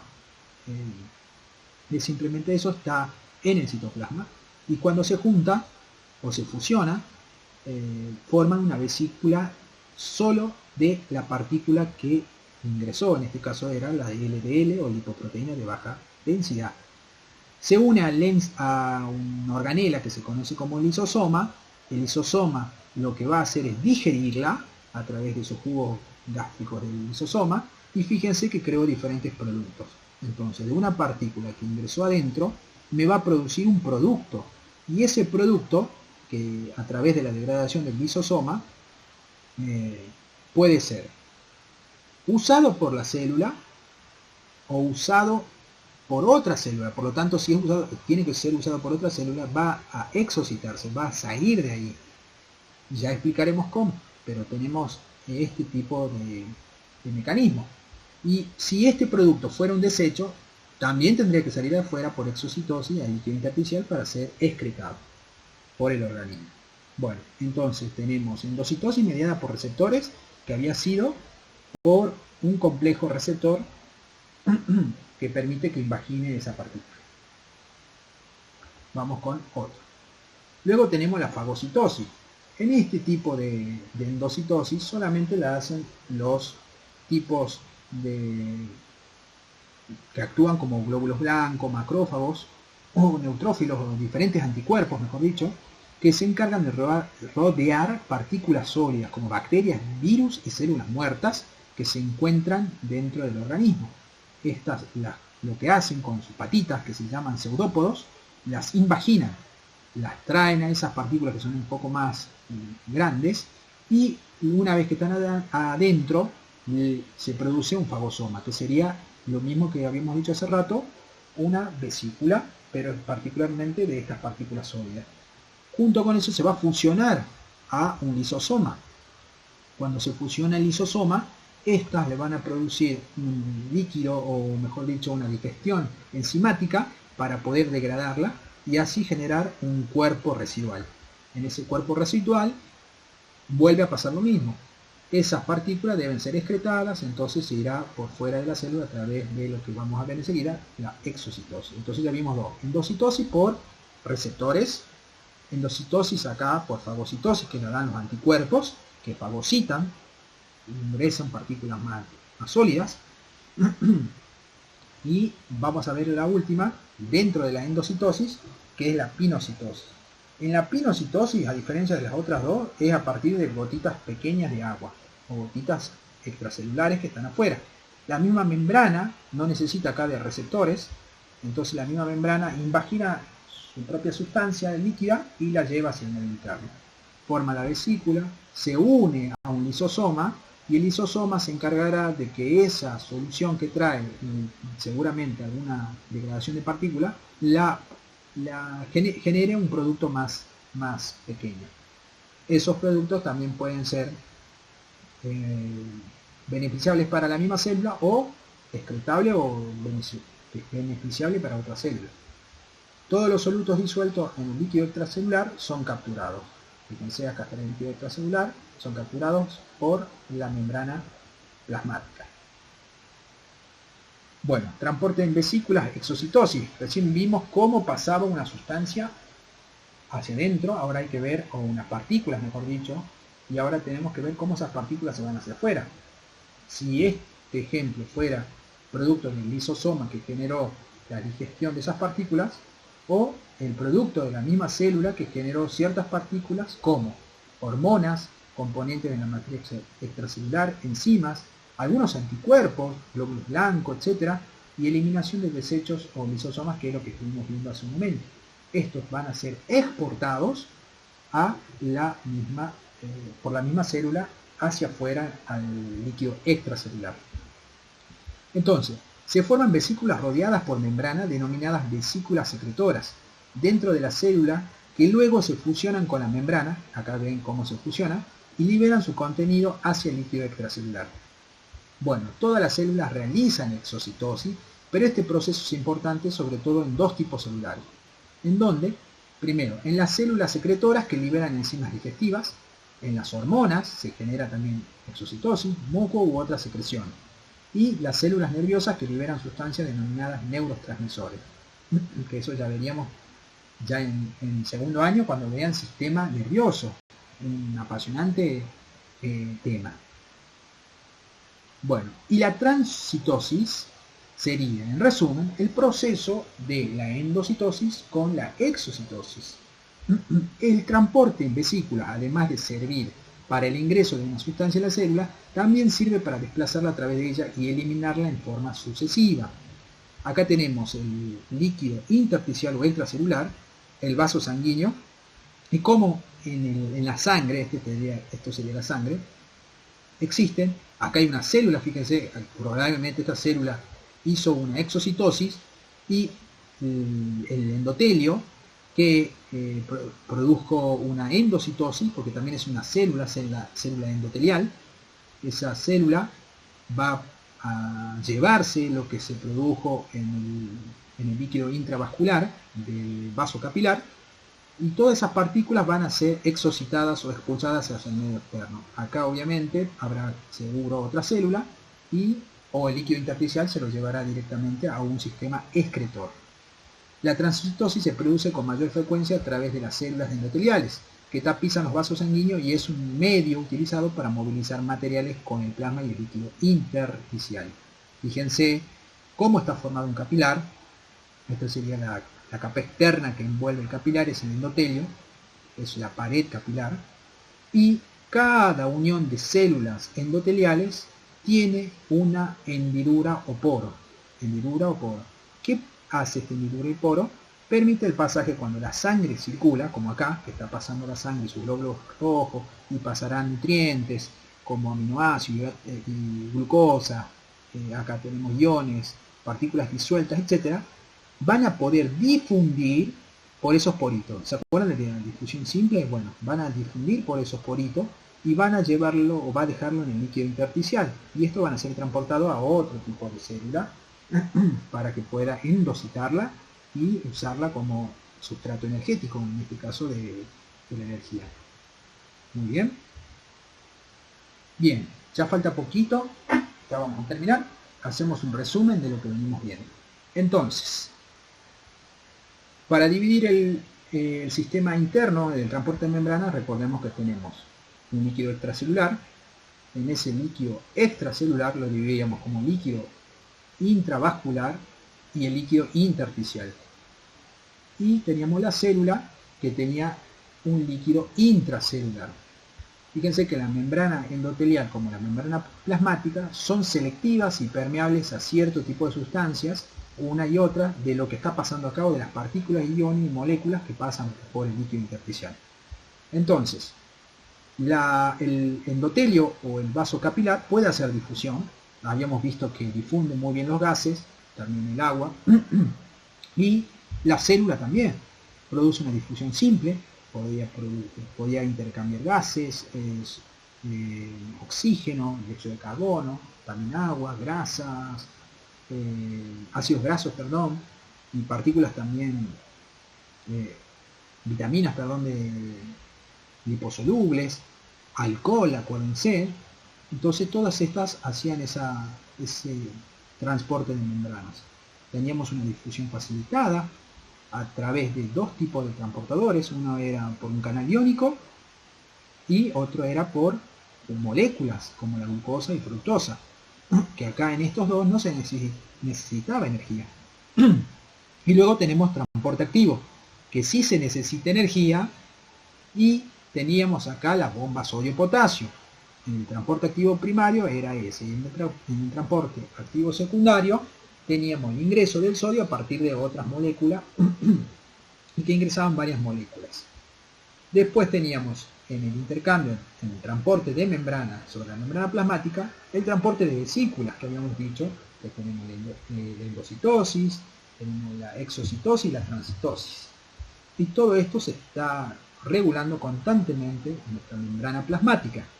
Así, en la célula capilar, en los capilares, se produce la transitosis de lo que ingresa en el medio intercelular y la filtración, que habíamos visto los poros y cómo se produce esa difusión de oxígeno y dióxido de carbono. Bien. Por último, tenemos acá, ahora sí creo que se va a entender todo lo que venimos mencionando y el resumen de todos los transportes. Transportadores sin energía, sin uso energético, de forma pasiva teníamos la difusión simple, que era el pasaje de partículas sin tener ningún inconveniente y gasto energético. Ejemplos: oxígeno, dióxido de carbono, agua. Y recuerden el ejemplo que estos tres van a favor del gradiente de concentración. Es decir, donde hay mucho gradiente de concentración hacia un lugar donde hay poco gradiente de concentración. Y teníamos dentro de las facilitadas, teníamos por canales iónicos y por proteínas integrales transportadoras. En esta permitía entrar la glucosa y en esta, por ejemplo, podría permitir entrar el potasio. También teníamos el uso de energía, que era en contra del gradiente de concentración, partículas que iban en desmedro o en contra de ese tipo de concentraciones de solutos, que se conocían como bombas. Y acá podíamos nombrar en el transporte activo dos: el transporte activo primario y el transporte activo secundario. Por último, otro tipo de transporte que también necesita energía era el ingreso por vesícula o el egreso por vesículas, que era la incorporación de algunas partículas a partir de la invaginación de esas partículas por parte de la célula. Todas esas necesitaban ATP. Acá, que van a poder verlo también en su bibliografía o en el material de estudio, hemos dividido los procesos pasivos y que no necesitan energía con su descripción y las sustancias transportadoras. Es como un repaso de todo lo que fuimos viendo: la difusión simple, la difusión facilitada y la ósmosis como procesos pasivos con sus diferentes sustancias que tienen cada una. Así también con el transporte activo, que necesitaban ATP, y lo habíamos clasificado en primario y en secundario, y también teníamos el transporte por vesícula, que necesitaba ATP: endocitosis, exocitosis y transitosis. Por último, para que lo sepan y lo recuerden, nunca tengan certeza de nada, porque la sabiduría comienza con la duda. Lo dijo Sigmund Freud, un psicoanalista austríaco, y es hora de replicarlo. Perfecto. Bueno, chicos, eso fue la presentación de la tercera clase. Yo lo que voy a hacer ahora es pasar a la mesa redonda, es decir, al chat, y les voy a preguntar si tienen alguna pregunta para hacerme. Este es el momento de consultar de todo lo que hemos visto en esta clase. Como sus preguntas pueden ser quizás inquietantes para otros alumnos que no hayan podido ver la clase, les va a servir bastante. Así que bueno, este es el momento que espero de sus respuestas, que entendieron, qué preguntas tienen, y si ven mi pizarra, mucho mejor para que les pueda explicar.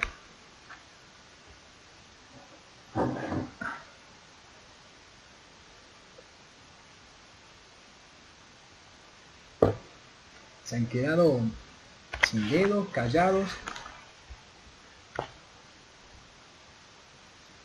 Profe, cuando iba explicando sobre las bebidas energéticas, ¿qué clase de bebidas serían en término gaucho? ¿Término gaucho? Me pongo el poncho. A ver. Cierto, no merendé. Ya voy a merendar. Vamos con la pregunta. Primero de Santiago, veo una pregunta ahí. Dice, si vamos bien hasta que tocamos los de las bebidas. Las bebidas alcohólicas, Santiago. Ojalá que no sea esa. Facundo, ahora sí te respondo. Profe, cuando iba explicando sobre las bebidas energéticas, ¿qué clase de bebidas serían en términos gaucho? Bueno, por ejemplo, el Gatorade ha creado diferentes tipos de bebidas que aparecen muchas veces como hidratantes, y si ustedes dan la vuelta aparece la osmolaridad que tiene. Ahora ya van a poder leer un poquito mejor. Este rango de 275 o de 200 a 330 miliosmoles por litro de decilitro de sangre tendría que tener para que sean valores isotónicos, o que se permanezcan en sustratos parecidos a la sangre, y valores menores a ellos son hipotónicos, y valores por arriba de esa osmolaridad son hipertónicos. Pero voy respondiendo de a poco. Bueno, el Gatorade sería uno de esos tipos de bebidas, más sacaron de dos tipos, hipotónicos e isotónicos. Hay que ver a la vuelta cuánto es la cantidad de gramos que tiene de solutos, que serían hidratos de carbono y algunos electrolitos, que eso lo haría diferir entre uno y otro. Por ejemplo, el Power también, el Power que ahí estuvo en competencias con el Gatorade, también tiene la misma característica, y un Red Bull o esos energizantes serían más hipertónicos porque tienen una tasa más alta de glucosa, pero se pasan, creo, bastante. Eh, Hace mucho que no estoy viendo alguno de esos, así que hoy por hoy específicamente no te sabría decir en la actualidad, pero antes eran bebidas hipertónicas.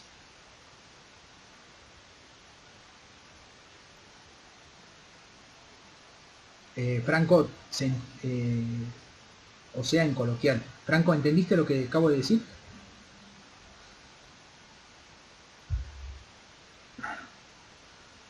Bien.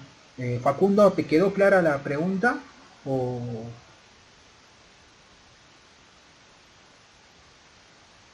Bien, Blanqui, perfecto. Dice, tomar agua nomás. Tomar agua sería una bebida isotónica, porque ya tiene sustratos específicos igual al agua, a la sangre. Ahora, si le agregas algún soluto extra, sería una bebida más hipertónica.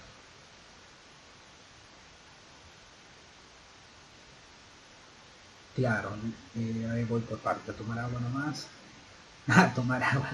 Sí, profe, me quedó clarísimo. Aguada. ¿Y lo normal sería el agua? ¿Y qué es lo normal? Porque vos podés estar en tu cuerpo en una situación de tonicidad hipotónica y necesitarías en ese caso ingerir más sustrato. Y ahí sería normal. Todo va a depender de las consideraciones. Obviamente te estoy complicando el Wada, pero depende mucho de la característica que tenga cada sujeto. Si no se hidrató durante mucho tiempo de agua, es probable que tenga poca cantidad de líquido en la célula. Por lo tanto, todo lo que ingiera va a tratar de irse hacia afuera. No sé si me hago entender. En cierta manera, va a depender específicamente de qué tipo de actividad estés realizando. Si hace calor, es un poco más fácil de determinar por la sudoración. Entonces, sí o sí, vas a tener que dar bebidas de tipo isotónicas y bebidas hipotónicas para hidratar. Y en nuestro caso, el agua cumple esa característica. Ustedes tienen ahora un trabajo práctico que lo voy a, no sé si ahora, pero sí mañana les voy a estar enviando sobre la confección de bebidas hipotónicas e isotónicas. Sí, estoy viendo Mara, si lo mando, porque ya van 1 hora y 42 grabándose. Entonces estoy viendo si lo mando por enlace o lo mando por un canal de YouTube. Así que, bueno, todavía no sé. O sea, para que les resulte cómodo a todos. Es simple elegir.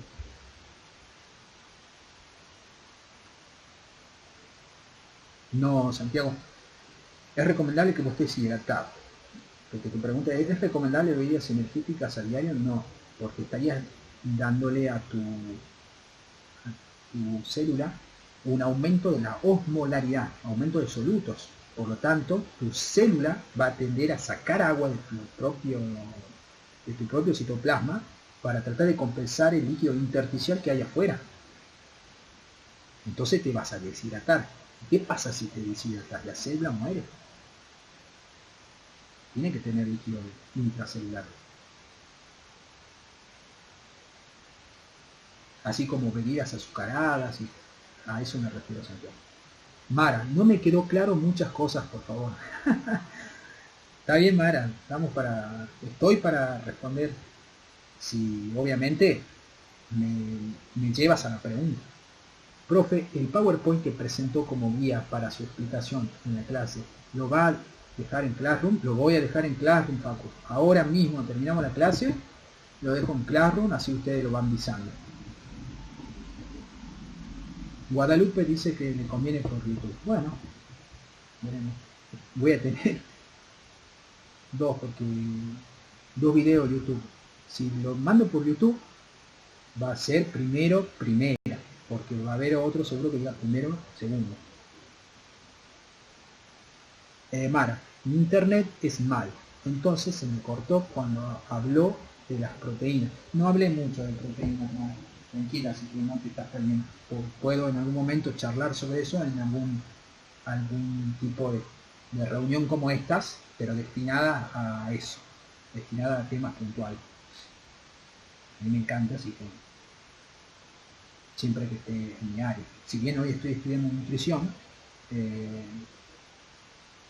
y he hecho una que otra especialización también y cursos,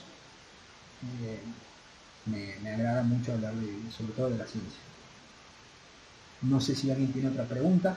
¿Se entendió, chicos, lo que era los transportes de membrana de difusión simple, difusión facilitada? ¿Se entendió ósmosis? ¿Se entendió transportes activos y transporte por vesículas?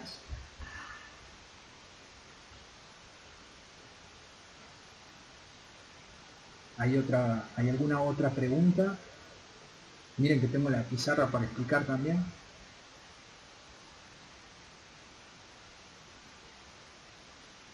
Profe, a mí también se me cortó cuando habló sobre los transportes. Upa, se te cortó del comienzo entonces. Básicamente, constantemente estuve hablando de transporte, Gaby. Así que tendrías que decirme en qué parte quizás... Bueno, capaz que cuando veas el video, ahí ya te saqué la duda, pero transporte vimos varios. Unos que necesitan energía y otros que no necesitan energía. Y los que más usamos son los que no necesitan energía, que es el intercambio de gases, de oxígeno, dióxido de carbono, de incorporación de agua constantemente. Yo lo que con esto también quiero que vean, tanto los que ustedes presenciaron en la clase como los que no, qué tan interesante e importante es conocer nuestro cuerpo a nivel celular, porque cuando ustedes vayan pasando los años y ya se reciban, y yo igual ya los tomo como profesionales, como futuros profesionales, tienen que hacerse muy a pecho del conocimiento que tienen. No es dar un contenido por darlo, tienen que darlo con conocimiento muy avalado por lo científico o por algo que se pueda justificar y fundamentar. ¿Me entienden? Entonces esto apasiona bastante. Me vendría bien cuando pase lo del PowerPoint. Sí, lo voy a pasar, Santiago. A ver qué dice Gabriela. Esas dos de las que necesitan energía y las que no, cuando explicó de los gradientes de concentración. Claro, Gaby. ¿Qué parte específica? Porque, a ver.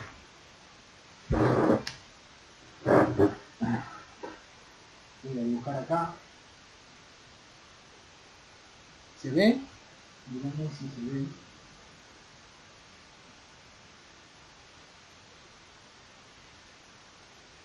A ver si se ve o no. No sé si se ve o no, porque si no lo voy a estar dibujando. Vale. Bien.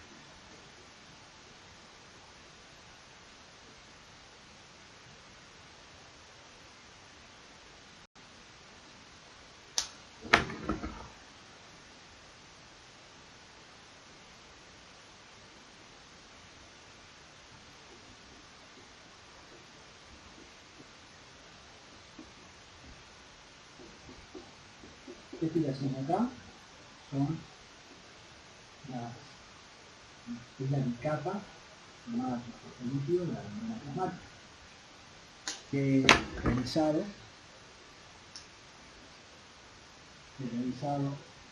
y la he acompañado, mejor dicho, de proteínas integrales.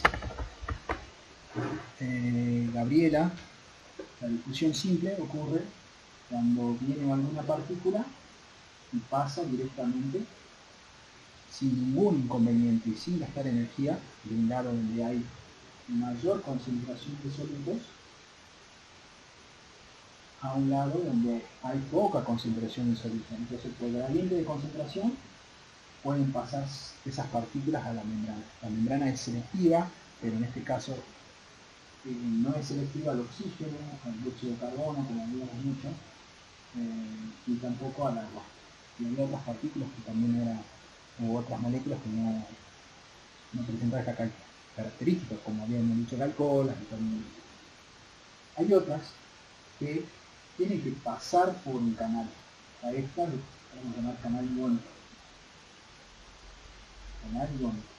Y a esta la vamos a llamar proteína transportadora.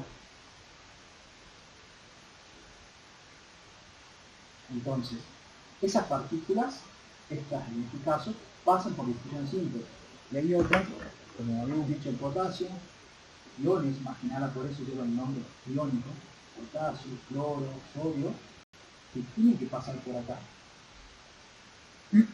Y hay otras moléculas ya, que son más grandes, como la glucosa, fructosa, que pasan por la proteína transportadora. Todo esto, en síntesis, es difusión.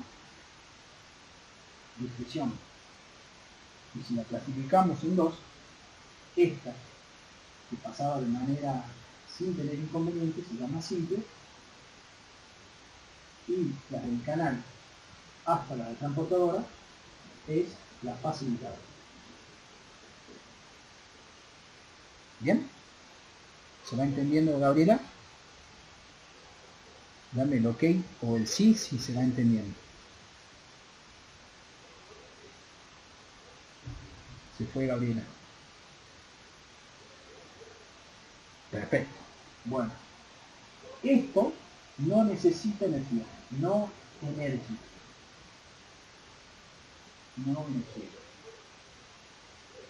Pero hay ciertas otras partículas que van en contra del gradiente. Es decir, acá tenemos en el simple que hay mucho soluto y va a pasar fácilmente a donde hay poco soluto. En el caso de, voy a hacer un clave, vamos a dibujar también mucho soluto, pero este es el sodio, que quiere pasar hacia el otro, hacia la otra parte de la membrana. Recordemos que esto es el citoplasma. Y todo esto, hasta acá, es el líquido extracelular. Extracelular quiere decir fuera de la célula. Extracelular. O líquido intersticial. Se volvió a cortar. Bueno, sigo y cualquier cosa lo podés ver después. Entonces, las partículas van a ir en contra de su gradiente de concentración, donde hay pocas partículas o poco soluto, a un lugar donde hay una mayor concentración de solutos. Pero lo van a hacer por un canal específico. Este canal se conoce como bomba. Proteína bomba. Como proteína integral bomba. Y casualmente el sodio y el potasio hacen ese tipo de intercambio, la bomba sodio-potasio. Ese era un tipo de transporte que ya sí necesita energía. ¿Hasta ahí se ve? Sí. Este sí necesita energía. ¿Por qué necesita energía? Porque va de un lado donde hay poca concentración de ese soluto a un lugar donde hay mayor concentración de soluto. Recordemos que ustedes constantemente están consumiendo sal en la comida y hay un aumento también del sodio en lo que es la parte extracelular o líquido intersticial, y el sodio está constantemente, se está constantemente sacando afuera de la célula porque es demasiado. Entonces fíjense cómo se llena de cantidad en este ejemplo solamente del sodio, y por eso va en contra de su gradiente. Bien, y después teníamos lo secundario, que era el pasaje. Cuando esto se usaba energía, pero sin un enlace,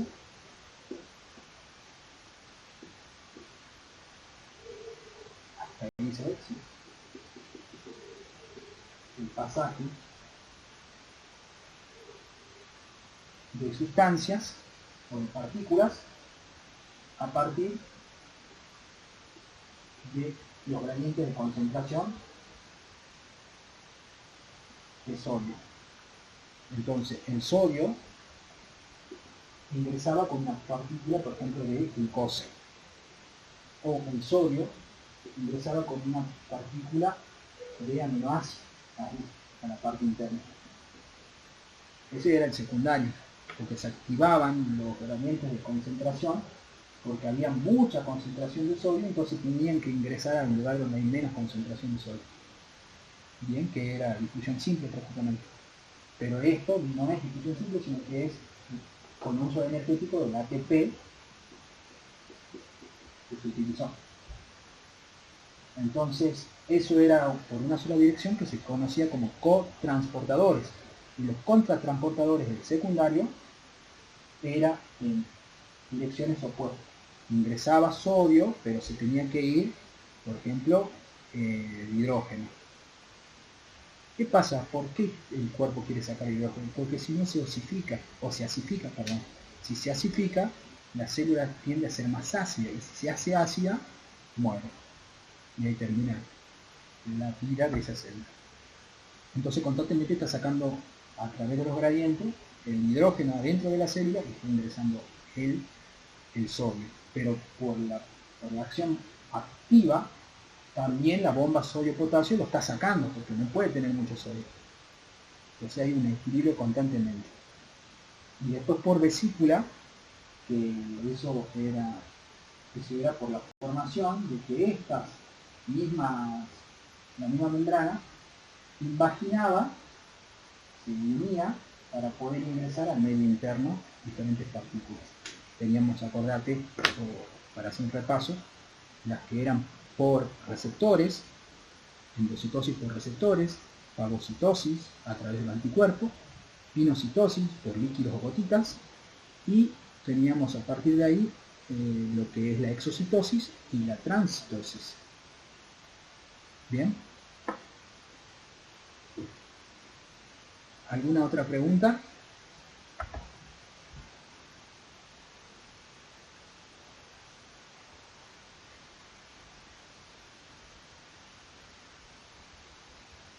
Chicos, ¿están ahí? Bueno, si no hay más preguntas para realizar, me despido de ustedes. Díganme escríbanme por favor si sí o no, si no tienen preguntas, cosa que ha sido hoy el cierre. Me voy a disfrutar de una rica merienda. Acá estoy, no tengo preguntas, profe. Bueno, Blanqui, excelente. ¿Quién más? Contéstenme, así doy por cerrado. Muy bien, Franquito. Bueno. ¿Alguien más? Listo. Bueno. Con sus preguntas, cualquier cosa me pueden ir consultando. Agradezco que me hayan esperado. Ya esta ha sido una primera reunión para todos, así que va a estar un poquito más regulada en los horarios. Disculpen por haberle sacado su domingo y gracias por haber estado y participado, porque seguramente sus preguntas les van a ayudar a sus compañeros también en las circunstancias que no pudieron cruzarlo. Yo les deseo que sigan haciendo la cuarentena, cuídense, los quiero ver pronto y les mando un fuerte beso y abrazo, así que se me cuiden. Hasta luego, chicos. Me voy a merendar, me dio un hambre.